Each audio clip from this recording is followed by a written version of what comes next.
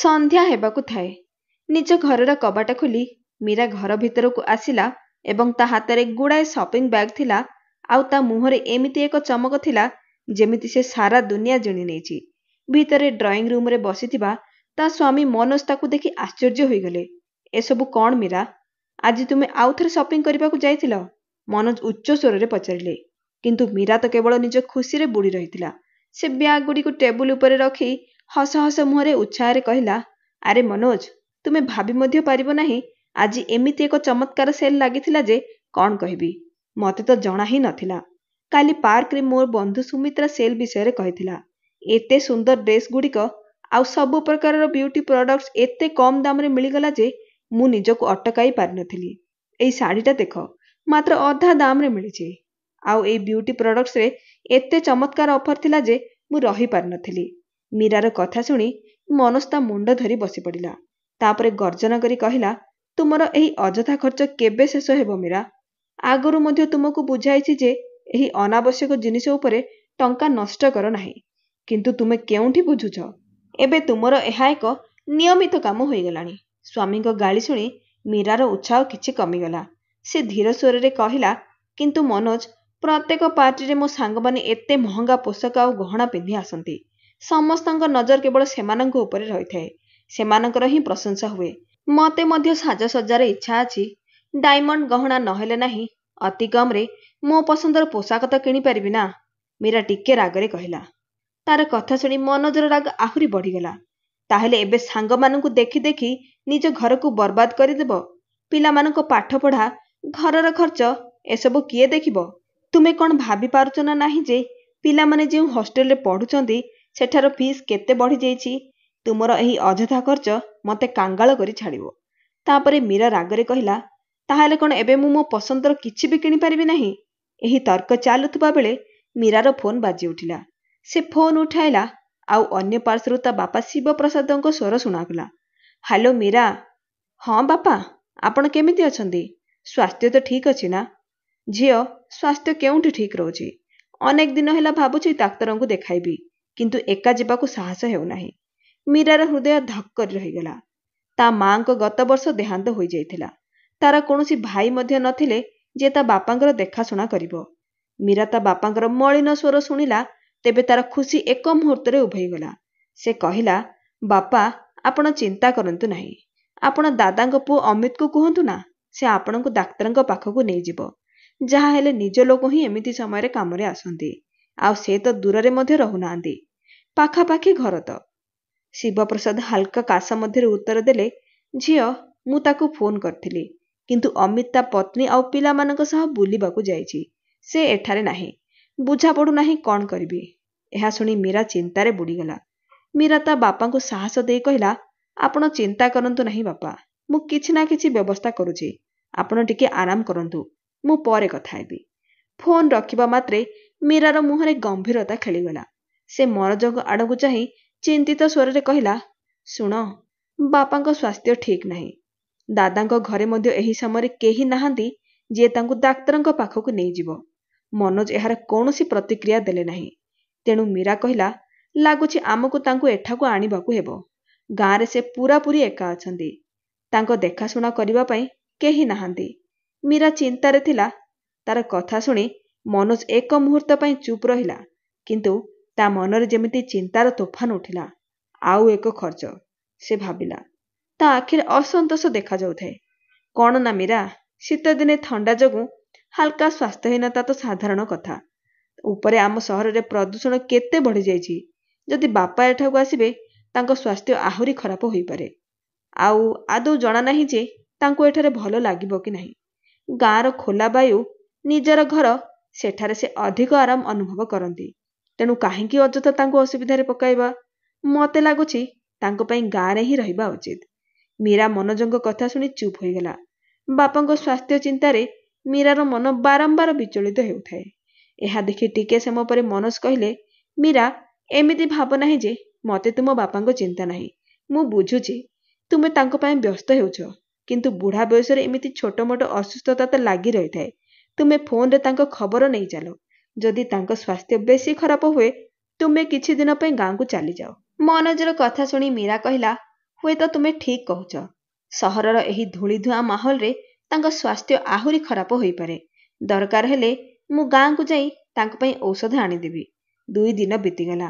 ମୀରା ଯେତେବେଳେ ବାପାଙ୍କ ଖବର ନେବାକୁ ଫୋନ୍ କରୁଥିଲା, ପ୍ରତ୍ୟେକ ଥର ତାଙ୍କ ସ୍ୱର ଦୁର୍ବଳ ଓ ଥକା ଲାଗୁଥାଏ।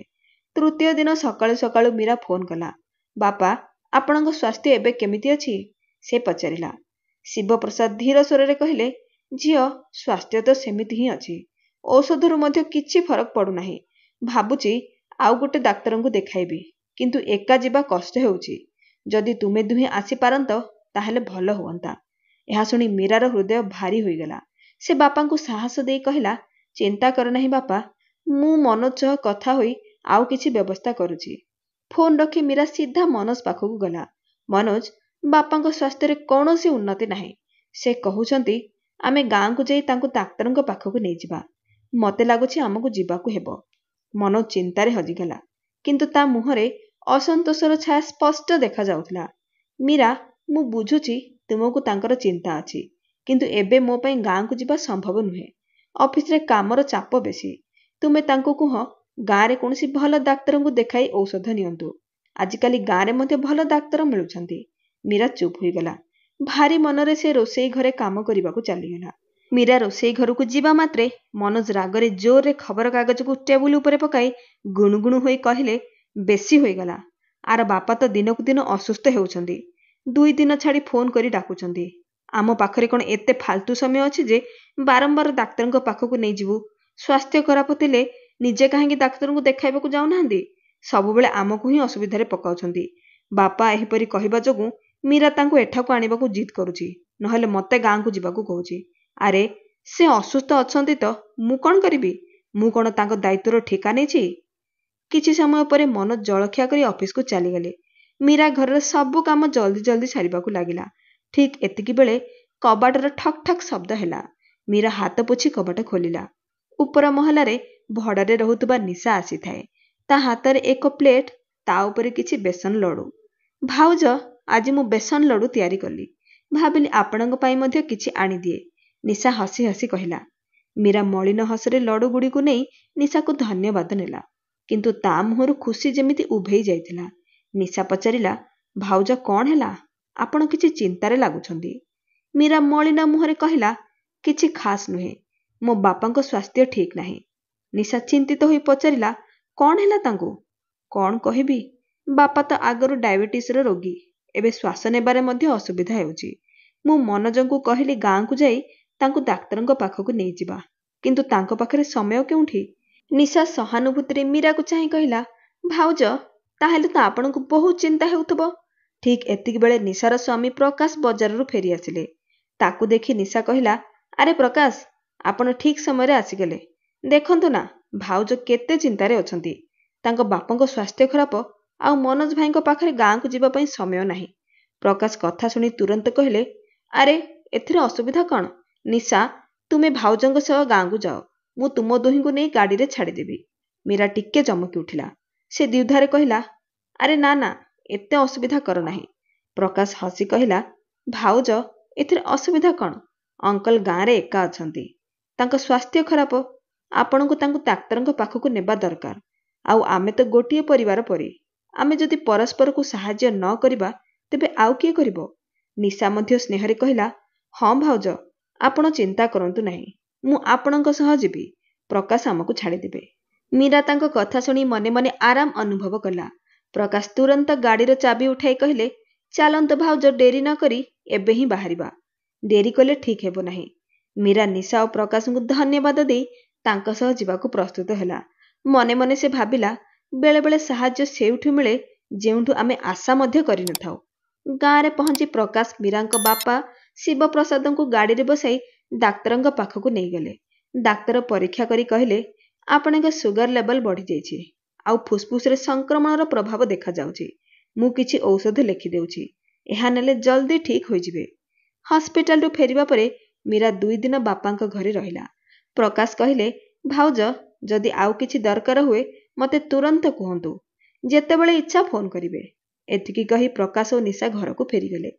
ତୃତୀୟ ଦିନ ମୀରା ଗାଁରୁ ଫେରି ଘରେ ପହଞ୍ଚିଲା ସେତେବେଳେ ସନ୍ଧ୍ୟା 7ଟା ହେଉଥାଏ। ଥକା ମାନ୍ଦା ଶରୀରରେ ସେ ଘରେ ଯାଇ ସୋଫାରେ ବସି ପଡ଼ିଲା। ମନୋଜ ଡ୍ରଇଂ ରୁମ୍ରେ ଟିଭି ଦେଖୁଥାଏ। ମୀରାକୁ ଦେଖି ସେ ଔପଚାରିକତା ଭାବେ ପଚାରିଲା, ତା ବାପାଙ୍କ ସ୍ୱାସ୍ଥ୍ୟ ଏବେ କେମିତି? ମୀରା ପାଣିର ଗ୍ଲାସ୍ ଉଠାଇ ଉତ୍ତର ଦେଲା, ଏବେ ବାପାଙ୍କ ସ୍ୱାସ୍ଥ୍ୟ ଟିକେ ଠିକ୍ ଅଛି। ତାଙ୍କ ସୁଗର ଲେବଲ ବେଶୀ ହୋଇଯାଇଥିଲା। ଖାଇବାରେ ଅସାବଧାନତା ତ ସେ ମୋଟେ କରନ୍ତି ନାହିଁ।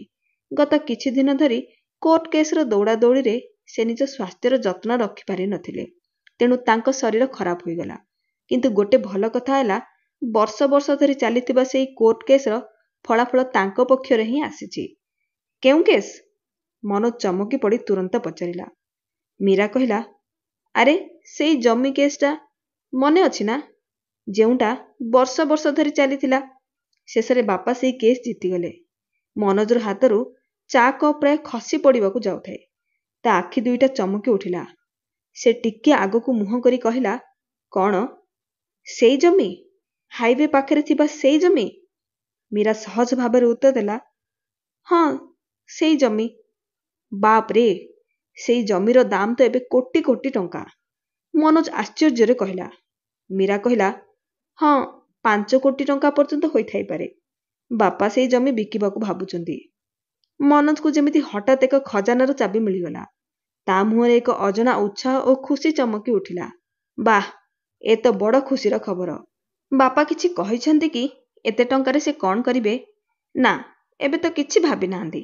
ଆଉ ଶରୀର ଯେତେବେଳେ ସାଙ୍ଗରେ ନଥାଏ ତେବେ ଟଙ୍କାର କ'ଣ କାମ? ମୀରା କହିଲା। ମନୋଜ ଚା କପ୍ଟା ତଳେ ରଖି ଗମ୍ଭୀର ସ୍ୱରରେ କହିଲା, ହଁ ତୁମେ ଠିକ୍ କହୁଛ। ଏମିତି ବଡ଼ ନିଷ୍ପତ୍ତିରେ ଭାବିଚିନ୍ତି ପାଦ ଦେବା ଉଚିତ। କାହିଁକି ନା ଏ ସମ୍ପତ୍ତି ତାଙ୍କ ପରିଶ୍ରମର ଫଳ। ମନୋଜ ବାହାରୁ ଶାନ୍ତ ଦେଖାଉଥିଲେ ହେଁ ଭିତରେ ଭିତରେ ତା ମନ ଅସ୍ଥିର ହେଉଥାଏ। ସେ ଭାବୁଥାଏ, ମୀରାର ଦାଦାଙ୍କ ପୁଅ ଅମିତ ବାପାଙ୍କୁ ବୁଝାଇ ସେଇ ଜମି ହାତେଇ ନେବ ନାହିଁ ତ? ଯାହା ହେଲେ ମଧ୍ୟ ମୀରା ତା ବାପାଙ୍କର ଏକମାତ୍ର ଝିଅ। ସେଇ ଜମି ଉପରେ ଆମର ହିଁ ଅଧିକାର। ରାତିରେ ମୀରା ରୋଷେଇ କାମ ସାରି ଶୋଇବାକୁ ଆସିଲା। ମନୋଜ ଲ୍ୟାପଟପ୍ ଧରି ବସିଥାଏ, କିନ୍ତୁ ତା ଧ୍ୟାନ ସ୍କ୍ରିନରେ ନଥାଏ। ମୀରା ବିଛଣାରେ ବସି ତକିଆ ଠିକ୍ କରୁଥାଏ। ଆଉ ସେ ସମୟରେ କହିଲା, କେଉଁ ଚିନ୍ତାରେ ବୁଡ଼ି ରହିଛ? ଲ୍ୟାପଟପ୍ରେ କାମ ସରିଗଲେ ବନ୍ଦ କରି ଶୋଇପଡ଼। ମନୋଜ କହିଲା, ମୀରା, ତୁମ ବାପାଙ୍କ ସ୍ୱାସ୍ଥ୍ୟ ତ ଠିକ୍ ନାହିଁ। ତୁମକୁ ଲାଗୁନି କି ତାଙ୍କୁ ଗାଁରେ ଏକା ଛାଡ଼ିବା ଏବେ ଠିକ୍ ନୁହେଁ? ସେ ତ ଆମ ବାପା। ତାଙ୍କର ଯତ୍ନ ରଖିବା ଆମର କର୍ତ୍ତବ୍ୟ। ମୀରା ଟିକେ ଅବାକ୍ ହୋଇ କହିଲା, ଆରେ ମୁଁ ତ ଆଗରୁ କହିଥିଲି ଚାଲ ତାଙ୍କୁ ଭେଟି ଆସିବା। କିନ୍ତୁ ତୁମକୁ ତ ଅଫିସର କାମରୁ ଫୁର୍ସତ ହିଁ ନଥିଲା। ମନୋଜ କହିଲା, ଆରେ ମୀରା, ମୋତେ କେଉଁଠି ଜଣାଥିଲା ଯେ ତାଙ୍କ ସ୍ୱାସ୍ଥ୍ୟ ଏତେ ଖରାପ। ଏବେ ତୁମେ ଆସି ସବୁ କହିଲ, ତେଣୁ ଭାବୁଛି ତାଙ୍କୁ ଏଠାକୁ ଆଣିଦେବା। ଆମ ସହ ରହିଲେ ଆମେ ତାଙ୍କର ଭଲ ଦେଖାଶୁଣା କରିପାରିବା। ମୀରା ସନ୍ଦେହରେ ପଡ଼ିଗଲା। ସେ କହିଲା, କିନ୍ତୁ ତୁମେ ତ କହିଥିଲ ଗାଁର ମହଲ ତାଙ୍କ ପାଇଁ ଭଲ। ଆଉ ସହରରେ ତ ଏତେ ପ୍ରଦୂଷଣ, ଭଲ ମଣିଷ ମଧ୍ୟ ଅସୁସ୍ଥ ହୋଇଯାଏ। ଆଉ ତାଙ୍କ ମନ ଏଠାରେ ଲାଗିବ କି ନାହିଁ କିଏ ଜାଣେ?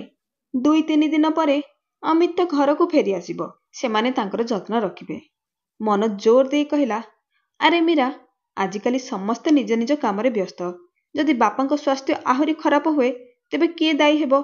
ଆମେ କାହିଁକି ଅନ୍ୟମାନଙ୍କ ଉପରେ ନିର୍ଭର କରିବା? ମୁଁ କହୁଛି ତାଙ୍କୁ ଏଠାକୁ ଆଣିଦେବା। ମୀରା କହିଲା, ତୁମେ ଠିକ୍ କହୁଛ। ଏଠାରେ ରହିଲେ ଆମ ଆଖି ଆଗରେ ରହିବେ ଆଉ ଆମେ ତାଙ୍କର ଯତ୍ନ ରଖିପାରିବା। ହଁ ମୀରା, କାଲି ତୁମେ ତାଙ୍କୁ ଫୋନ୍ କରି କହିଦିଅ ଯେ ଆମେ ରବିବାରେ ତାଙ୍କୁ ଆଣିବାକୁ ଯାଉଛୁ। ପରଦିନ ମୀରା ସକାଳୁ ନିଦରୁ ଉଠିଲା ପରେ ଦେଖିଲା ମନୋଜ ଆଗରୁ ପ୍ରସ୍ତୁତ ହୋଇ ବସିଛନ୍ତି। ଏହା ଦେଖି ମୀରା ଆଶ୍ଚର୍ଯ୍ୟ ହୋଇଗଲା। ସେ ଉଠି ପଚାରିଲା, ଆରେ ଆଜି ଅଫିସକୁ ଜଲ୍ଦି ଯିବାକୁ ହେବ କି? ଏତେ ସକାଳୁ ସକାଳୁ ପ୍ରସ୍ତୁତ ହୋଇଗଲ? ମନୋଜ କହିଲା, ନା ମୀରା, ଆଜି ଅଫିସ ଯାଉନାହିଁ। ମୁଁ ଛୁଟି ନେଇଛି। ମୀରା ଆହୁରି ଆଶ୍ଚର୍ଯ୍ୟ ହୋଇ ପଚାରିଲା, ଛୁଟି? କାହିଁକି? କିଛି ଖାସ୍ କଥା କି? ହଁ ମୀରା, ଆମେ ଆଜି ହିଁ ଗାଁକୁ ଯାଉଛୁ ବାପାଙ୍କୁ ଆଣିବାକୁ। କିନ୍ତୁ ମନୋଜ, ଆମେ ତ ରବିବାରେ ଯିବାକୁ ଭାବୁଥିଲୁ ନା? ହଠାତ୍ ଆଜି? ମନୋଜ ଜୋର ଦେଇ କହିଲା, ହଁ, ଯେତେ ଜଲ୍ଦି ସେତେ ଭଲ। ଏହା ତାଙ୍କ ସ୍ୱାସ୍ଥ୍ୟର କଥା। ମୁଁ ଏଥିରେ କୌଣସି ଡେରି କି ଅବହେଳା କରିପାରିବି ନାହିଁ। ଆଉ ମୀରା, ତୁମ ଦାଦାଙ୍କ ପୁଅ ଅମିତ କେତେ ଚାଲବାଜ ତାହା କ'ଣ ତୁମେ ଜାଣିନାହଁ? ସେ ତୁମ ବାପାଙ୍କୁ ବୁଝାଇ ସେଇ ଜମି ହାତେଇ ନେବ। ଆଉ ଆମେ ଏଠାରେ ହାତ ଉପରେ ହାତ ରଖି ବସି ରହିବା। ତାଙ୍କୁ ଏଠାକୁ ଆଣିଲେ ଗୋଟେ ତୀରରେ 2ଟା ଶିକାର ହେବ। ମୀରା ଟିକେ ଚିନ୍ତା କରି କହିଲା, ହଁ ତୁମେ ଠିକ୍ କହୁଛ। ଅମିତ ଉପରେ ଭରସା କରିପାରିବା ନାହିଁ। ତାହେଲେ ମୀରା, ଏବେ ହିଁ ବାପାଙ୍କୁ ଫୋନ୍ କର ଆଉ କହିଦିଅ ଯେ ଆମେ ଆଜି ଆସୁଛୁ। ମୀରା ବାପାଙ୍କୁ ଫୋନ୍ କଲା। ଶିବପ୍ରସାଦ ଶୁଣି କହିଲେ, ଝିଅ, ଏଠାକୁ କାହିଁକି ଆସିବ? ମୋ ସ୍ୱାସ୍ଥ୍ୟ ଏବେ ଟିକେ ଭଲ ଅଛି। ମୁଁ ଏଠାରେ ହିଁ ଠିକ୍ ଅଛି। ମୀରା ବ୍ୟସ୍ତ ହୋଇ କହିଲା, ବାପା, ଆପଣ କାହିଁକି ବୁଝୁନାହାନ୍ତି? ସହରରେ ଆମ ସହ ରହିଲେ ଆମେ ଆପଣଙ୍କର ଭଲ ଭାବରେ ଦେଖାଶୁଣା କରିପାରିବୁ। ଠିକ୍ ଏତିକି ବେଳେ ମନୋଜ ମୀରାର ହାତରୁ ଫୋନ୍ ନେଇ ଅଧିକାରୀ ସ୍ୱରରେ କହିଲେ, ବାପା, ଏବେ ମୁଁ ଆପଣଙ୍କର କୌଣସି ଯୁକ୍ତି ଶୁଣିବି ନାହିଁ। ଆପଣଙ୍କ ସ୍ୱାସ୍ଥ୍ୟ ଏବେ ଆମ ପାଇଁ ସବୁଠୁ ଜରୁରୀ। ଆଜି ଆମେ ଆପଣଙ୍କୁ ନେବାକୁ ଆସୁଛୁ। ଏ ନିଷ୍ପତ୍ତି ହୋଇଗଲା। ଶିବପ୍ରସାଦ ହାଲକା ହସି କହିଲେ, ପୁଅ, ତୁମେ ମୋର କେତେ ଧ୍ୟାନ ରଖୁଛ, କିନ୍ତୁ ସତ କହୁଛି ଏଠାରେ ମୋତେ ବହୁତ ଭଲ ଲାଗୁଛି। ଏଇ ମାଟି, ଏଇ ଗାଁ ସବୁ ମୋ ନିଜର ଲାଗୁଛି। ମନୋଜ ଆବେଗପୂର୍ଣ୍ଣ ସ୍ୱରରେ କହିଲେ, ବାପା, ଆପଣ ଜାଣିନାହାନ୍ତି ଏଠାରେ ମୀରା ଓ ମୁଁ ଆପଣଙ୍କ ପାଇଁ କେତେ ଚିନ୍ତା କରୁଛୁ। ଆପଣ ଆମ ଆଖି ଆଗରେ ରହିଲେ ଆମ ମନକୁ ଶାନ୍ତି ମିଳିବ। ମୀରା ତ ଆପଣଙ୍କର ଏକମାତ୍ର ଝିଅ। ଆପଣଙ୍କର ଦେଖାଶୁଣା କରିବା ଆମର ଦାୟିତ୍ୱ। ଆପଣ ହିଁ ଭାବନ୍ତୁ, ଯଦି ଆପଣଙ୍କ ସ୍ଥାନରେ ମୋ ବାପା ଥାନ୍ତେ, ମୁଁ କ'ଣ ଏମିତି କରିନଥାନ୍ତି? ମନୋଜର ଯୁକ୍ତି ଆଗରେ ଶିବପ୍ରସାଦଙ୍କର କୌଣସି ଦଲିଲ କାମ ଦେଲା ନାହିଁ। ଶେଷରେ ସେ ସହମତି ଦେଇ ତାଙ୍କ ସହ ଯିବାକୁ ରାଜି ହେଲେ। ସନ୍ଧ୍ୟାବେଳେ ମନୋଜ ଓ ମୀରା ଶିବପ୍ରସାଦଙ୍କୁ ନେଇ ଘରକୁ ଫେରିଲେ। ମନୋଜ ଗାଡ଼ି ଅଟକାଇ କହିଲେ, ମୀରା, ତୁମେ କାରର କବାଟ ଖୋଲ। ମୁଁ ବାପାଙ୍କୁ ଗାଡ଼ିରୁ ଓହ୍ଲାଇବାରେ ସାହାଯ୍ୟ କରୁଛି। ମୀରା ଗାଡ଼ିରୁ ଓହ୍ଲାଇ ଡୋର ବେଲ୍ ବଜାଇଲା। ନିଶାର ସ୍ୱର ଶୁଣାଗଲା, ଭାଉଜ ଆସିଗଲେ କି? ମନୋଜ ଶିବପ୍ରସାଦଙ୍କ ହାତ ଧରି ଗାଡ଼ିରୁ ଓହ୍ଲାଇବାରେ ସାହାଯ୍ୟ କଲା। ନିଶା ତୁରନ୍ତ କବାଟ ଖୋଲି ଶିବପ୍ରସାଦଙ୍କୁ ଦେଖି ତାଙ୍କର ହାଲଚାଲ ବିଷୟରେ ପଚାରିଲା। ତାପରେ ମୀରାକୁ କହିଲା, ଭାଉଜ, ଆପଣ ଅଙ୍କଲଙ୍କୁ ଏଠାକୁ ଆଣି ବହୁତ ଭଲ କାମ କଲେ। ଶିବପ୍ରସାଦଙ୍କ ଆଗମନରେ ଘରର ମାହୋଲ ଖୁସିମୟ ହୋଇଗଲା। ମୀରା ସକାଳୁ ସକାଳୁ ବାପାଙ୍କ ପାଇଁ ଜଳଖିଆ ତିଆରି କରୁଥାଏ, ଆଉ ମନୋଜ ସନ୍ଧ୍ୟାରେ ଅଫିସରୁ ଫେରି ତାଙ୍କ ସହ ବସି କଥାବାର୍ତ୍ତା କରୁଥାଏ। ଶିବପ୍ରସାଦ ମଧ୍ୟ ନିଜ ଝିଅ ଘରକୁ ଆସି ଖୁସି ଥିଲେ। ଦିନେ ସନ୍ଧ୍ୟାରେ ସମସ୍ତେ ମିଶି ଚା ପିଉଥିଲେ। ମନୋଜ ଚା ପିଇ ପିଇ ମୂଳ କଥାକୁ ଆସିଲେ। ସେ କହିଲେ, ବାପା, ସତ କହୁଛି, ଆପଣ ଆସିବା ପରେ ଘରେ ଏକ ଅଲଗା ଶାନ୍ତି ଆସିଲା। ଭଗବାନଙ୍କ ଦୟାରୁ ସବୁ କିଛି ଅଛି। ଘରେ ବାପାଙ୍କ ଅଭାବ ଥିଲା, ତାହା ମଧ୍ୟ ପୂରା ହୋଇଗଲା। କେବଳ ଗୋଟେ କଥା ବେଳେବେଳେ ଚିନ୍ତା ଲାଗୁଛି। ଶିବପ୍ରସାଦ ପଚାରିଲେ, କ'ଣ କଥା ପୁଅ? ସବୁ ଠିକ୍ ତ? ମନୋଜ କହିଲା, ହଁ ବାପା, କିନ୍ତୁ ଏ ଘରଟା ଆଜିକାଲିର ଜମାନାରେ ଟିକେ ପୁରୁଣା ଲାଗୁଛି। ପିଲାମାନଙ୍କ ସାଙ୍ଗମାନେ ଯେତେବେଳେ ଏଠାକୁ ଆସନ୍ତି, ସେମାନଙ୍କୁ ଏ ଘରକୁ ଆଣିବାକୁ ଲାଜ ଲାଗୁଛି। ଶିବପ୍ରସାଦ ଆଶ୍ଚର୍ଯ୍ୟରେ ପଚାରିଲେ, ଏମିତି କାହିଁକି ପୁଅ? ଘର ତ ଭଲ ଅଛି। ମନୋଜ କହିଲା, ବାପା, ପିଲାମାନଙ୍କ ସାଙ୍ଗମାନଙ୍କ ଘର ବଡ଼ ବଡ଼ ଓ ମଡର୍ଣ୍ଣ। ତୁଳନା କଲେ ଏ ଘରଟା ସେମାନଙ୍କୁ ଟିକେ ସାଧାରଣ ଲାଗୁଛି। ଯଦି ଆମ ଘର ଆଉ ଟିକେ ଆଧୁନିକ ଢଙ୍ଗରେ ତିଆରି ହୋଇଥାନ୍ତା, ତେବେ କଥା ଅଲଗା ହୋଇଥାନ୍ତା। ଆଜିକାଲି ତ ପ୍ରପର୍ଟିର ଦାମ ଆକାଶ ଛୁଇଁଲାଣି। ଭଲ ସୋସାଇଟିରେ ଗୋଟେ ବଡ଼ ଘର କିଣିବାକୁ ହେଲେ ବହୁତ ଟଙ୍କା ଦରକାର। ଶିବପ୍ରସାଦ ମୁଣ୍ଡ ହଲାଇ କହିଲେ, ହଁ ପୁଅ, ତୁମ କଥା ଠିକ୍। ଆଜିକାଲି ସବୁ ଜିନିଷର ଖର୍ଚ୍ଚ ବଢ଼ିଯାଇଛି। ମନୋଜ କହିଲା, ହଁ ବାପା, ଏଟା ହିଁ କଥା। ଯଦି ନୂଆ ଘର କିଣୁ, ତେବେ ସେଇ ଘର ବେଶ ବଡ଼ ଓ ସୁନ୍ଦର ହେବା ଦରକାର। ପିଲାମାନେ ମଧ୍ୟ ଏବେ ବଡ଼ ହେଉଛନ୍ତି। ସେମାନଙ୍କୁ ନିଜ ନିଜର ଅଲଗା ରୁମ୍ ଦରକାର ହେବ। ସବୁ କେମିତି ହେବ ବୁଝା ପଡ଼ୁନାହିଁ। ଶିବପ୍ରସାଦ ମନୋଜର କଥା ଶୁଣି ଗଭୀର ଚିନ୍ତାରେ ବୁଡ଼ିଗଲେ। ଚା କପ୍ଟା ଟେବୁଲ ଉପରେ ରଖି ସେ କହିଲେ, ତାହେଲେ ପୁଅ, ଏଥିରେ ଚିନ୍ତା କ'ଣ? ଯେଉଁ ସାହାଯ୍ୟ ଦରକାର ମୋତେ କୁହ।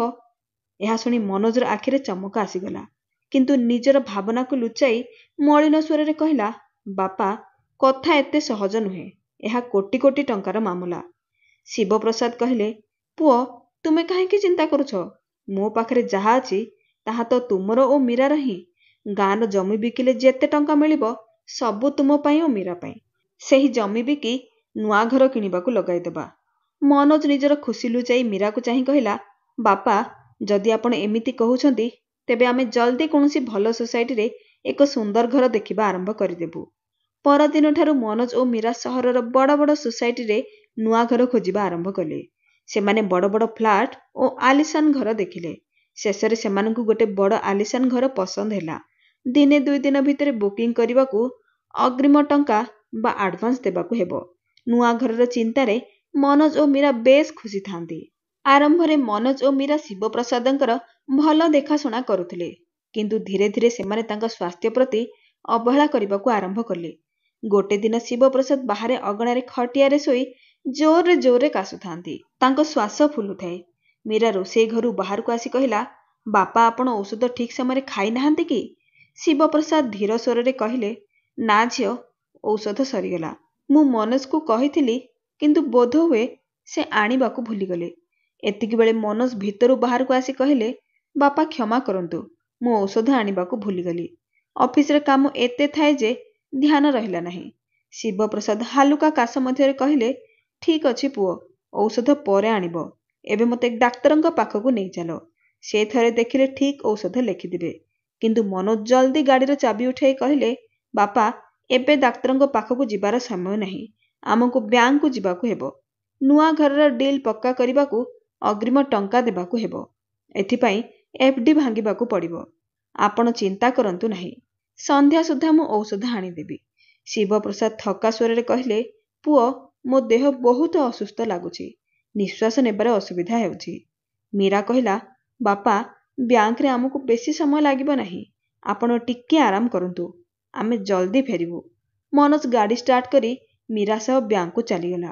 ଶିବପ୍ରସାଦ ଏକା କାଶୁଥାଇ ଖଟିଆରେ ପଡ଼ି ରହିଲେ। ତାଙ୍କ ଅବସ୍ଥା ଆହୁରି ଖରାପ ହେଉଥାଏ। ଶିବପ୍ରସାଦଙ୍କ କାଶ ଶବ୍ଦ ଶୁଣି ନିଶା ବାହାରକୁ ଆସିଲା। ତାଙ୍କର ଏମିତି ଅବସ୍ଥା ଦେଖି ସେ ଘାବରି ଯାଇ କହିଲା, ଅଙ୍କଲ, ଆପଣଙ୍କ ଅବସ୍ଥା ତ ବେଶୀ ଖରାପ ଲାଗୁଛି। ଭାଇ ଭାଉଜ କେଉଁଠି? ଶିବପ୍ରସାଦ କଷ୍ଟରେ କହିଲେ, ବ୍ୟାଙ୍କକୁ ଗଲେ କିଛି କାମରେ। ନିଶା ତୁରନ୍ତ ପ୍ରକାଶକୁ ଡାକିଲା। ପ୍ରକାଶ, ଅଙ୍କଲଙ୍କ ଅବସ୍ଥା ଠିକ୍ ନାହିଁ। ତାଙ୍କୁ ଡାକ୍ତରଙ୍କ ପାଖକୁ ନେବାକୁ ହେବ। ଶିବପ୍ରସାଦ ବାଧା ଦେଇ କହିଲେ, ନା ଝିଅ, ଅଯଥା କଷ୍ଟ କର ନାହିଁ। ମନୋଜ ଓ ମୀରା ଆସି ମୋତେ ଡାକ୍ତରଙ୍କ ପାଖକୁ ନେଇଯିବେ। ନିଶା କହିଲା, ଏତେ ଡେରି କଲେ ତାଙ୍କ ସ୍ୱାସ୍ଥ୍ୟ ଆହୁରି ଖରାପ ହୋଇଯାଇପାରେ। ଆପଣଙ୍କ ଇନହେଲର କେଉଁଠି? ତାହା ନେଲେ କାଶ କମିଯିବ। ଶିବପ୍ରସାଦ କହିଲେ, ଝିଅ, ଇନହେଲର ତ ସରିଗଲା। ମନୋଜକୁ କହିଥିଲି, କିନ୍ତୁ ସେ ଆଣିବାକୁ ଭୁଲିଗଲା। ନିଶା ତୁରନ୍ତ ପ୍ରକାଶକୁ ଫୋନ୍ କରି କହିଲା। ପ୍ରକାଶ ଆସୁଥିବା ବେଳେ ଶିବପ୍ରସାଦଙ୍କ ପାଇଁ ଇନହେଲର ଆଣିଲା। ଟିକେ ପରେ ତାଙ୍କୁ କାଶରେ ଆରାମ ମିଳିଲା। ପ୍ରକାଶ କହିଲା, ଅଙ୍କଲ, ଡାକ୍ତରଙ୍କ ପାଖକୁ ଯିବା ଜରୁରୀ। ଏମିତି ଅବସ୍ଥାରେ କେବଳ ଇନହେଲରରେ କାମ ଚଳିବ ନାହିଁ। ଶିବପ୍ରସାଦ ସଙ୍କୋଚରେ କହିଲେ, ପୁଅ, ଏବେ ଥାଉ। ମନୋଜ ଓ ମୀରା ଆସିଲେ ମୋତେ ନେଇଯିବେ। ପ୍ରକାଶ କହିଲା, ଅଙ୍କଲ, ଆପଣ ଆମକୁ ଅଜଣା କାହିଁକି ଭାବୁଛନ୍ତି? ଆମେ ମଧ୍ୟ ତ ଆପଣଙ୍କ ପିଲା ପରି। ଏତିକି କହି ପ୍ରକାଶ ଗାଡ଼ି ବାହାର କଲା ଓ ତାଙ୍କୁ ଡାକ୍ତରଙ୍କ ପାଖକୁ ନେଇଗଲା। ଶିବପ୍ରସାଦ ନିଶା ଓ ପ୍ରକାଶଙ୍କୁ ବହୁତ ଆଶୀର୍ବାଦ ଦେଲେ। ଝିଅ ଓ ଜ୍ୱାଇଁଙ୍କ ଘରେ ରହି ଶିବପ୍ରସାଦଙ୍କର ଦିନ ପୂର୍ବ ପରି କଟୁଥାଏ। ବିନା ଦେଖାଶୁଣା, ବିନା ସାହାରା। ମନୋଜ ଓ ମୀରା ନିଜ ନିଜ ଦୁନିଆରେ ମସ୍ତ ଥାନ୍ତି। ଶିବପ୍ରସାଦ ଯେତେବେଳେ ମନୋଜକୁ କିଛି କାମ ପାଇଁ କହୁଥାନ୍ତି, ସେ ସବୁବେଳେ ଟାଳି ଦେଉଥାଏ। ବାପା, ଏବେ ସମୟ ନାହିଁ। କାଲି ଅଫିସରୁ ଫେରିଲା ବେଳେ ଆଣିଦେବି। ଏମିତି ଉତ୍ତର କେତେ ଥର ଶୁଣି ଶିବପ୍ରସାଦ ଆଶା ଛାଡ଼ି ଦେଇଥାନ୍ତି। ମୀରା ମଧ୍ୟ ଏବେ ବାପାଙ୍କ ପ୍ରତି ଅବହେଳା କରୁଥାଏ। ଆଜି ସକାଳୁ ମନୋଜ ଅଫିସକୁ ଯିବା ପରେ ମୀରା ବାପାଙ୍କୁ ଜଳଖିଆ ଦେଇନଥାଏ। ଶିବପ୍ରସାଦ ଖଟିଆରେ ଶୋଇ ଡାକିଲେ, ମୀରା, ଜଳଖିଆ ଦେଇଦେ ମା। କିନ୍ତୁ ମୀରା ଫୋନରେ ଗପିବାରେ ବ୍ୟସ୍ତ ଥାଏ। ତୁମେ ଜାଣିଛ, ଆମେ ଯେଉଁ ଘର କିଣିଛୁ ସେଟା କେତେ ବଡ଼ ଓ ଆଲିଶାନ। ଗୋଟେ ଗୋଟେ ଜିନିଷ ମୋ ପସନ୍ଦର। କିଟି ପାର୍ଟିରେ ଯେତେ ମହିଳା ନିଜକୁ ହାଇ ସୋସାଇଟି ଭାବୁଛନ୍ତି, ସେମାନେ ମୋ ଘର ଦେଖି ଈର୍ଷାରେ ଜଳିଯିବେ। ଶିବପ୍ରସାଦ ଆଉ ଥରେ ଡାକିଲେ, ଝିଅ, ଶୁଣୁଛ କି? କିନ୍ତୁ ମୀରାର ଫୋନର ଗପରେ ତାଙ୍କ ସ୍ୱର ହଜିଗଲା। ଶିବପ୍ରସାଦ ଅଗଣାରେ ହିଁ ଥାନ୍ତି। ତାଙ୍କ ସ୍ୱର ଉପରକୁ ଯାଉଥାଏ। ନିଶା ତାଙ୍କ ସ୍ୱର ଶୁଣି ବାହାରକୁ ଆସିଲା। ନମସ୍କାର ଅଙ୍କଲ, ସବୁ ଠିକ୍ ତ? ଆପଣ ଜଳଖିଆ ଖାଇଲେ କି ନାହିଁ? ନା ଝିଅ, ମୀରାକୁ କହୁଛି, ସେ ବୋଧେ ବ୍ୟସ୍ତ ଅଛି। ନିଶା ନିଜ ରୋଷେଇ ଘରୁ ଥାଳିରେ ଜଳଖିଆ ପରସି ଶିବପ୍ରସାଦଙ୍କ ପାଖକୁ ଆଣିଲା। ଅଙ୍କଲ, ଆପଣ ଏହା ଖାଆନ୍ତୁ। ଆଉ ଆପଣଙ୍କ ଔଷଧ କେଉଁଠି ଅଛି? ଡାଇନିଂ ଟେବୁଲ ଉପରେ ଥାଇପାରେ। ଆଣିଦେଲେ ନେବି। ନିଶା ତୁରନ୍ତ ଔଷଧ ଆଣି ପାଣିରେ ଗ୍ଲାସ୍ ଦେଲା। ଶିବପ୍ରସାଦ ଆବେଗରେ କହିଲେ, ଝିଅ, ତୁମେ ସବୁବେଳେ ମୋର ସାହାଯ୍ୟ କରୁଛ। ଭଗବାନ ତୁମକୁ ଖୁସିରେ ରଖନ୍ତୁ। ପ୍ରକାଶ ମଧ୍ୟ କେତେବେଳେ ଶିବପ୍ରସାଦଙ୍କ ପାଖରେ ଆସି ଟିକେ ସମୟ ବସୁଥାଏ। ଶିବପ୍ରସାଦ ପ୍ରକାଶକୁ ଫୋନ୍ କରି ନିଜର ଔଷଧ ମଗାଉଥାନ୍ତି। ପ୍ରକାଶ ମନା କରୁଥିଲେ ମଧ୍ୟ ସେ ତା ହାତରେ ଔଷଧର ଟଙ୍କା ଜୋର କରି ଦେଉଥାନ୍ତି। ଦିନ ଧୀରେ ଧୀରେ ଗଡ଼ି ଚାଲିଥାଏ। ମନୋଜ ଓ ମୀରା ନିଜର ସ୍ୱପ୍ନର ଘରକୁ ସିଫ୍ଟ ହେବାକୁ ବ୍ୟାକୁଳ ଥାନ୍ତି। ରେଜିଷ୍ଟ୍ରି ଦିନ ମଧ୍ୟ ପାଖେଇ ଆସୁଥାଏ, ଆଉ ଦୁହେଁ ବେଶ୍ ଉତ୍ସାହିତ ଥାନ୍ତି। ଦିନେ ସନ୍ଧ୍ୟାରେ ମନୋଜ ଅଫିସରୁ ଘରକୁ ଫେରିଲା ପରେ ମୀରା କହିଲା, ଶୁଣ, ଏବେ ଆମେ ଆମର ନୂଆ ଘରକୁ ସିଫ୍ଟ ହେବାକୁ ଯାଉଛୁ। ତୁମକୁ ଲାଗୁନି କି ଆମେ ଗୋଟେ ସୁନ୍ଦର ଗାଡ଼ି ମଧ୍ୟ କିଣିବା ଉଚିତ? ଆଉ ଘର ପାଇଁ ଫର୍ଣ୍ଣିଚର ମଧ୍ୟ ଆରାମଦାୟକ ଓ ଆଲିଶାନ ହେବା ଦରକାର। ଆମ ସମ୍ପର୍କୀୟ ଓ ଆମର ସାଙ୍ଗମାନେ ସମସ୍ତେ ଘର ଦେଖିବାକୁ ଆସିବେ। ତେଣୁ ସବୁକିଛି ସୁନ୍ଦର ଦେଖାଯିବା ଦରକାର, ନୁହେଁ କି? ମନୋଜ ହସି କହିଲା, ହଁ ମୀରା, ତୁମେ ଠିକ୍ କହୁଛ। ଆଉ ତୁମ ବାପାଙ୍କୁ ଯେଉଁ ଟଙ୍କା ମିଳିବ ସେଥିରୁ ଆମେ ତ କେବଳ ଘର କିଣୁଛୁ, ବାକି ଟଙ୍କା ତ ଏବେ ମଧ୍ୟ ବଞ୍ଚି ରହିବ। ସେଇ ଟଙ୍କାରୁ ଆମେ ଆରାମଦାୟକ ଫର୍ଣ୍ଣିଚର ଓ ଗୋଟେ ଲକ୍ଜରୀ ଗାଡ଼ି କିଣିପାରିବା। ମୀରା ଖୁସିରେ କହିଲା, ଆଉ କ'ଣ, ବାପା ଏତେ ବୟସରେ ଏତେ ଟଙ୍କା ନେଇ କ'ଣ କରିବେ? ତାଙ୍କୁ ତ ଘରେ କେବଳ ଆରାମ କରିବାର ଅଛି। ଆମେ ସବୁ ସମ୍ଭାଳି ନେବା। ଶେଷରେ ସେଇ ଦିନ ଆସିଲା ଯେତେବେଳେ ତାଙ୍କ ଜମିର ରେଜିଷ୍ଟର କାମ ହେବାର ଥାଏ। ମନୋଜ ଓ ମୀରା ଦୁହେଁ ବେଶ୍ ଉତ୍ସାହିତ ଥାନ୍ତି। କିନ୍ତୁ ସେହି ଦିନ ଶିବପ୍ରସାଦଙ୍କ ହୃଦୟ ଭାରି ଲାଗୁଥାଏ। ଶ୍ୱାସ ନେବାରେ ଅସୁବିଧା ହେଉଥାଏ। ମନୋଜ ଶିବପ୍ରସାଦଙ୍କୁ କହିଲା, ବାପା ଜଲ୍ଦି କରନ୍ତୁ, ଆଜି ଜମିର ରେଜିଷ୍ଟର ଦିନ, ପ୍ରସ୍ତୁତ ହୁଅନ୍ତୁ। ଶିବପ୍ରସାଦ ଥକା ସ୍ୱରରେ କହିଲେ, ପୁଅ, ମୋ ଦେହ ଠିକ୍ ଲାଗୁନାହିଁ। ହୃଦୟ ଭାରି ଭାରି ଲାଗୁଛି। ନିଶ୍ୱାସ ନେବାରେ ଅସୁବିଧା ହେଉଛି। ମୋତେ ଡାକ୍ତରଙ୍କୁ ଦେଖାଇବାକୁ ପଡ଼ିବ ବୋଧେ। ଏହା ଶୁଣି ମନୋଜର ମନରେ ରାଗ ଉଠିଲା। କିନ୍ତୁ ସେ ରାଗକୁ ଲୁଚାଇ କହିଲା, ବାପା, ଆଜି ଯିବା ବହୁତ ଜରୁରୀ, ନହେଲେ ଜମିର ରେଜିଷ୍ଟର ତାରିଖ ଆଗକୁ ଖସିଯିବ। ଆଉ ଜମିର ଟଙ୍କା ହାତକୁ ନ ଆସିଲେ ଆମେ ନୂଆ ଘରର ରେଜିଷ୍ଟ୍ରି କେମିତି କରିବୁ? ମୀରା ମଧ୍ୟ କହିଲା, ହଁ ବାପା, ଆଜି ତ ଯିବା ବହୁତ ଜରୁରୀ। ଆଉ ଆପଣଙ୍କୁ ତ ଗାଡ଼ିରେ ବସି ଯିବାର ଅଛି। ଆପଣ ଆରାମରେ ଗାଡ଼ିରେ ବସିଯାଆନ୍ତୁ। ସବୁ କାମ ହେବା ପରେ ଆମେ ଆପଣଙ୍କୁ ଡାକ୍ତରଙ୍କ ପାଖକୁ ନେଇଯିବୁ। ଶିବପ୍ରସାଦ ରୁଦ୍ଧ ସ୍ୱରରେ କହିଲେ, ଝିଅ, ମୋ ସ୍ୱାସ୍ଥ୍ୟ ଠିକ୍ ଥିଲେ ମୁଁ କାହିଁକି ମନା କରିଥାନ୍ତି, କିନ୍ତୁ ଏବେ ମୋତେ ଉଠିବାକୁ ମଧ୍ୟ ବଳ ପାଉନାହିଁ। ତଥାପି ମନୋଜ ଓ ମୀରା ନିଜର ଜିଦ୍ ଧରି ଶିବପ୍ରସାଦଙ୍କୁ ଗାଡ଼ିରେ ବସାଇ କଚେରୀ ପାଇଁ ବାହାରିଲେ। ସେମାନେ କହିଲେ, ଅଳ୍ପ ସମୟ ଭିତରେ କାମ ସରିଯିବ, ତାପରେ ଆପଣଙ୍କୁ ଡାକ୍ତରଙ୍କ ପାଖକୁ ନେଇଯିବୁ। କିନ୍ତୁ ସମୟ ବଢ଼ି ଚାଲିଲା, ଆଉ ସେମାନେ ଫେରିଲେ ନାହିଁ। ଶିବପ୍ରସାଦଙ୍କୁ କଷ୍ଟ ହେଉଥାଏ। ସେ ଥରେ ଦୁଇଥର ଫୋନ୍ କଲେ, କିନ୍ତୁ ପ୍ରତ୍ୟେକ ଥର ଏକା ଉତ୍ତର ମିଳୁଥାଏ, ଆଉ ଟିକେ ବେଳ ଲାଗିବ, ତାପରେ ଆମେ ଆପଣଙ୍କୁ ଡାକ୍ତରଙ୍କ ପାଖକୁ ନେଇଯିବୁ। ଶିବପ୍ରସାଦଙ୍କ ଅବସ୍ଥା ଆହୁରି ଖରାପ ହେଉଥାଏ। ତାଙ୍କୁ ବହୁତ କଷ୍ଟ ହେଉଥାଏ। ତଥାପି ସେ କୌଣସି ପ୍ରକାରେ ସାହସ ସଂଗ୍ରହ କରି ପ୍ରକାଶକୁ ଫୋନ୍ କଲେ। ତାଙ୍କ ସ୍ୱର ଥରୁଥାଏ, ପ୍ରକାଶ, ମୋତେ ଲାଗୁଛି ମୋର ସମୟ ଆସିଗଲା। ମୋର ନିଶ୍ୱାସ ରହି ରହି ଯାଉଛି। ତୁମେ ଜଲ୍ଦି ଆସ। ପ୍ରକାଶର କାନରେ ଏହି ଶବ୍ଦ ଗୁଞ୍ଜି ଉଠିଲା, ଆଉ ତାର ହୃଦୟ ଜୋରରେ ଧଡ଼ଧଡ଼ କରିବାକୁ ଲାଗିଲା। ସେ ତୁରନ୍ତ ଫୋନ୍ କାଟି ଅଫିସରୁ ବାହାରି ଶିବପ୍ରସାଦଙ୍କ କହିଥିବା ଜାଗାକୁ ପହଞ୍ଚିଲା। ଶିବପ୍ରସାଦଙ୍କ ଅବସ୍ଥା ସତରେ ବହୁତ ଖରାପ ହୋଇଯାଇଥିଲା। ପ୍ରକାଶ ତାଙ୍କୁ ଜଲ୍ଦି ହସ୍ପିଟାଲ ନେଇଗଲା।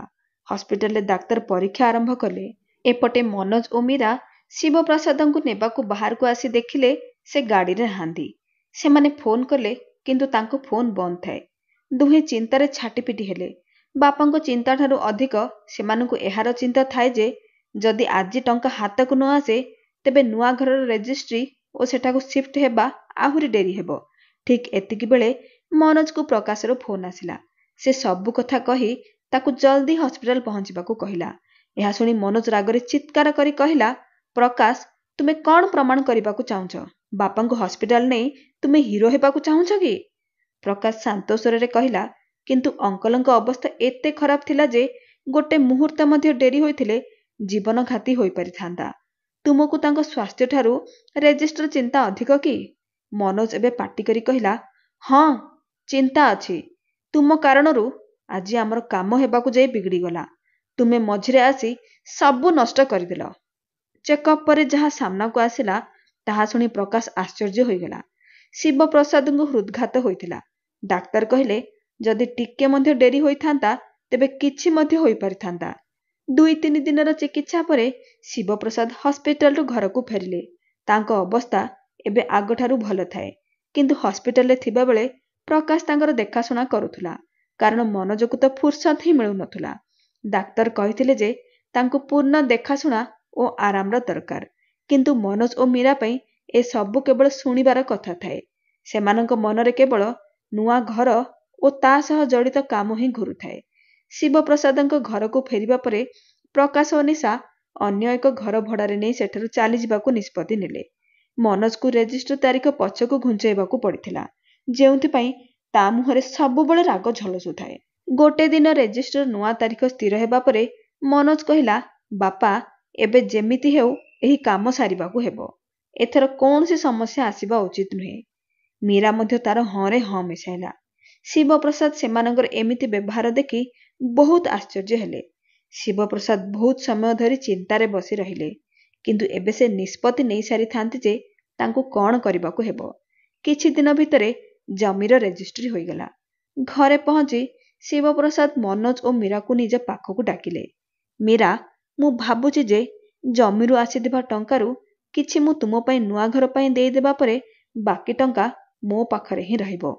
ଏହା ଶୁଣି ମନୋଜ ତୁରନ୍ତ କହିଲା, କିନ୍ତୁ ବାପା, ଆମକୁ ତ ଘର ପାଇଁ ଫର୍ଣ୍ଣିଚର, ଇଣ୍ଟେରିୟର ଓ ଗୋଟେ ଲକ୍ଜରୀ ଗାଡ଼ି ମଧ୍ୟ ଦରକାର। ଏସବୁ ତ ଏହି ଟଙ୍କାରୁ ହିଁ ହେବାର ଥିଲା। ଶିବପ୍ରସାଦ ଶାନ୍ତ ସ୍ୱରରେ କହିଲେ, ପୁଅ, ମୁଁ ତୁମ ଘର ପାଇଁ ଯାହା ଦେବାର ଥିଲା ଦେଇଦେଲି। ଏହି ଟଙ୍କା ମୁଁ ମୋ ପରିଶ୍ରମରେ ରୋଜଗାର କରିଛି। ଏହା ସହ ମୁଁ କ'ଣ କରିବି ତାହା ମୋତେ ହିଁ ନିଷ୍ପତ୍ତି ନେବାକୁ ଦିଅ, ତାହା ଭଲ ହେବ। ଏମିତି କଥା ଚାଲୁଥିଲା ବେଳେ ପ୍ରକାଶ ଓ ନିଶା ଭିତରକୁ ଆସିଲେ। ଅଙ୍କଲ, ଆପଣ ଡାକିଥିଲେ କି? ହଁ, ମୁଁ ହିଁ ତୁମକୁ ଡାକିଛି। କିଛି ଗୁରୁତ୍ୱପୂର୍ଣ୍ଣ କଥା କହିବାର ଅଛି। ଆସ, ବସ। ଶିବପ୍ରସାଦ ଗଭୀର ସ୍ୱରରେ କଥା ଆରମ୍ଭ କଲେ। ପ୍ରକାଶ, ମୁଁ ମୋ ଜୀବନରେ ବହୁତ ପରିଶ୍ରମ କରିଛି। ପ୍ରତ୍ୟେକ ମୁହୂର୍ତ୍ତ କେବଳ ମୋ ଝିଅ ଓ ପରିବାରର ଖୁସି ପାଇଁ ବଞ୍ଚିଛି। କିନ୍ତୁ ମୁଁ ଏବେ ଜୀବନର ସେହି ପର୍ଯ୍ୟାୟରେ ପହଞ୍ଚିଛି ଯେଉଁଠି ଆଖିର ଦୃଷ୍ଟିଶକ୍ତି କମିଯାଉଛି, କିନ୍ତୁ ସମ୍ପର୍କର ମିଛ ଓ ସତ ସ୍ପଷ୍ଟ ଦେଖାଯାଉଛି। ମୁଁ ମୋ ଜମି ବିକି ଯେଉଁ ଟଙ୍କା ରୋଜଗାର କରିଛି ସେଥିରୁ କିଛି ମୁଁ ମୀରା ଓ ମନୋଜଙ୍କ ଘର ପାଇଁ ଦେଇଛି। ବାକି ଟଙ୍କା ପାଇଁ ମଧ୍ୟ ମୁଁ ନିଷ୍ପତ୍ତି ନେଇସାରିଛି। ଆଉ ଏହା ମୋର ଅନ୍ତିମ ନିଷ୍ପତ୍ତି। ଏହା ଶୁଣି ମନୋଜ କହିଲା, ବାପା, କିନ୍ତୁ ସେହି ଟଙ୍କା ତ ଆମର ଭବିଷ୍ୟତ ପାଇଁ, ଘର ପାଇଁ ଆହୁରି ଅନେକ କାମ ବାକି ଅଛି। ଶିବପ୍ରସାଦ ହାତ ଉଠାଇ ତାର କଥା କାଟି କହିଲେ, ମନୋଜ, ମୁଁ ତୁମ ଆବଶ୍ୟକତା ଜାଣିଛି, ଆଉ ତୁମ ସ୍ୱଭାବକୁ ମଧ୍ୟ। ମୁଁ ଯେତେ ପାରିଲି କଲି। ଏବେ ବାକି ଟଙ୍କା ମୁଁ ମୋ ପାଖରେ ରଖିବି। ଗୋଟେ ବାପା ତା ଝିଅର ଘରେ ଆଉ କେତେ ଦିନ ରହିବ? ତେଣୁ ମୁଁ ନିଷ୍ପତ୍ତି ନେଇଛି ଯେ ଏବେ ମୋତେ ଏଠାରୁ ଚାଲିଯିବା ଉଚିତ। ମୀରା କହିଲା, କିନ୍ତୁ ବାପା, ଆପଣ ଗାଁରେ ଏକା କେମିତି ରହିବେ? ଶିବପ୍ରସାଦ କହିଲେ, ନା ଝିଅ, ମୁଁ ଗାଁରେ ରହିବେ ନାହିଁ। ମୁଁ ନିଷ୍ପତ୍ତି ନେଇଛି ଯେ ମୋର ବାକି ଜୀବନ ମୁଁ ପ୍ରକାଶ ଓ ନିଶା ସହ ରହିବାକୁ ଚାହୁଁଛି। ମୋର କୌଣସି ପୁଅ ଓ ବୋହୂ ନାହାନ୍ତି, କିନ୍ତୁ ସେମାନେ ପୁଅ ବୋହୂ ପରି ମୋର ସେବା କରିଛନ୍ତି। ଏହା ଶୁଣି ପ୍ରକାଶ ଓ ନିଶାଙ୍କ ଆଖିରେ ଲୁହ ଆସିଗଲା। ଶିବପ୍ରସାଦ କଥା ଜାରି ରହିଲେ, ଏ ଦୁଇ ଜଣ ମୋ ପାଇଁ ଯାହା କରିଛନ୍ତି ତାର ଋଣ ମୁଁ ଟଙ୍କାରେ ଶୁଝିପାରିବି ନାହିଁ। ତଥାପି ମୁଁ ନିଷ୍ପତ୍ତି ନେଇଛି ଯେ ଜମିରୁ ଆସିଥିବା ବାକି ଟଙ୍କା ଉପରେ ଏ ଦୁଇ ଜଣଙ୍କର ହିଁ ଅଧିକାର ରହିବ। ଏବେ ସେମାନେ ଆଉ ଭଡ଼ା ଘରେ ନୁହେଁ, ନିଜର ଘରେ ରହିବେ। ଆଉ ହଁ, ମୋ ମରଣ ପରେ ମୋ ଗାଁର ଘର ଉପରେ ମଧ୍ୟ ଏ ଦୁଇ ଜଣଙ୍କର ହିଁ ଅଧିକାର ରହିବ। ଜଲ୍ଦି ମୁଁ ମୋର ସମ୍ପତ୍ତିର କାଗଜପତ୍ର କରାଇଦେବି। ପ୍ରକାଶ ହାତ ଯୋଡ଼ି କହିଲା, ଅଙ୍କଲ, ଆପଣ ଆମ ସହ ରହିବାକୁ ଚାହୁଁଛନ୍ତି ଏହା ଜାଣି ମୋତେ ବହୁତ ଖୁସି ଲାଗୁଛି। କିନ୍ତୁ ଏସବୁ ମଝିରେ ଟଙ୍କାକୁ ଆଣନ୍ତୁ ନାହିଁ। ଆମକୁ ଟଙ୍କାର କୌଣସି ଆବଶ୍ୟକତା ନାହିଁ। ପ୍ରକାଶର କଥା ଶୁଣି ଶିବପ୍ରସାଦଙ୍କ ହୃଦୟ ଗଦଗଦ ହୋଇଗଲା। ତଥାପି ସେ ଯେଉଁ ନିଷ୍ପତ୍ତି ନେଇଥିଲେ ତାହା ଉପରେ ଅଟଳ ରହିଲେ। ମନୋଜ ଓ ମୀରାଙ୍କ ମୁହଁରେ ଯେମିତି କଳା ଲାଗିଗଲା। ସେମାନେ ବିରୋଧ କରିବାକୁ ଚେଷ୍ଟା କଲେ, କିନ୍ତୁ ଶିବପ୍ରସାଦଙ୍କ କଠୋର ସ୍ୱର ସେମାନଙ୍କୁ ଚୁପ୍ କରାଇଦେଲା। ମନୋଜ, ମୀରା, ତୁମେ ବୋଧେ ବୁଝିପାରିନାହଁ, ଟଙ୍କାରେ ସମ୍ପର୍କ କିଣାଯାଏ ନାହିଁ।